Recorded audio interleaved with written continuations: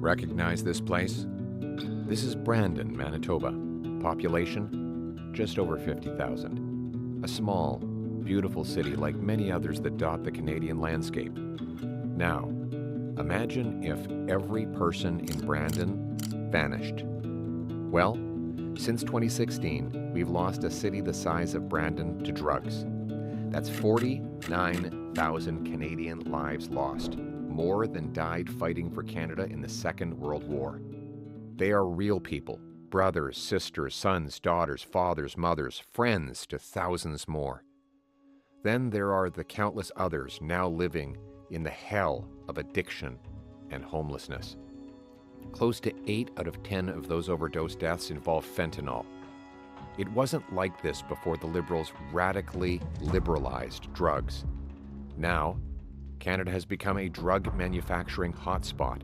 Super labs in Canada synthesize the drugs using precursor chemicals, the ingredients that make fentanyl. These labs look like scenes from Breaking Bad, but it's not happening in New Mexico, in a TV drama. It's happening in Canada, in real life, right now.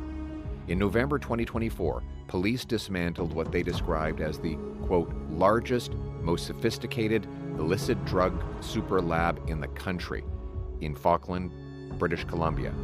One of the accused was out of jail after earlier convictions. Police said they seized 54 kilograms of fentanyl.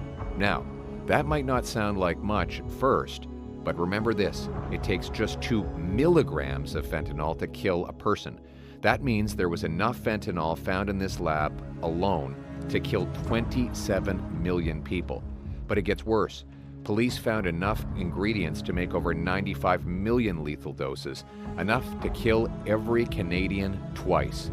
Police also found 390 kilograms of methamphetamine, small explosives, ammunition, silencers, high-capacity magazines, body armor, $500,000 in cash, and 89 firearms, many of which were, quote, loaded and ready to be used.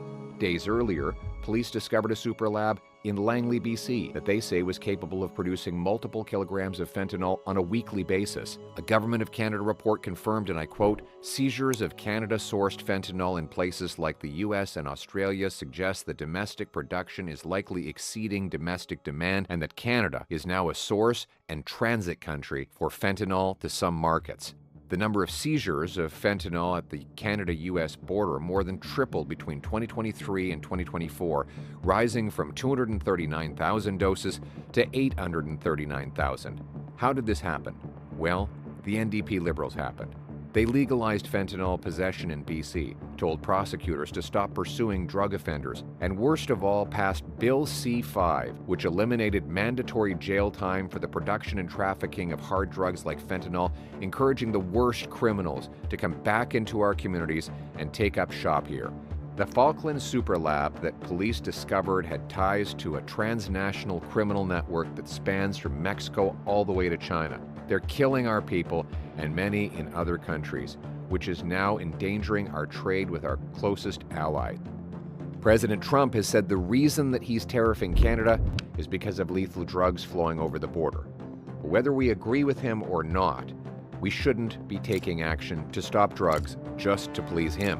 We should do it so that not one more mother must bury her face in her hands in agony after her son overdosed and died in a back alley. We must stop the drugs to save our people and to put Canada first.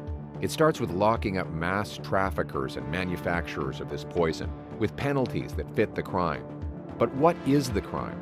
Let's call mass fentanyl trafficking what it is: mass murder.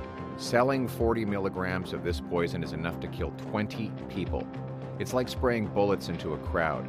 You might not know who you are killing, but statistically, it's certain that someone will die. That's why I'm announcing today, as part of my Canada First plan, that common sense conservatives will bring in mandatory prison sentences, including life sentences for anyone caught trafficking, producing, or exporting over 40 milligrams of fentanyl, and 15 years for traffickers caught with between 20 milligrams and 40 milligrams. The people we will lock away are not non-violent drug addicts. People with addiction are the real victims of these traffickers, and my government will offer them life-saving treatment and recovery services. Nor are we targeting the small-time dealer on a street corner, though he will face penalties too. Rather, my new law will treat fentanyl kingpins, who kill thousands of Canadians each year, like the mass murderers they are. By locking up the big bosses and throwing away the key, we will cut the head off the poisonous fentanyl snake. All of this to save lives, bring our loved ones home drug-free, secure free trade, and most of all, put Canada first.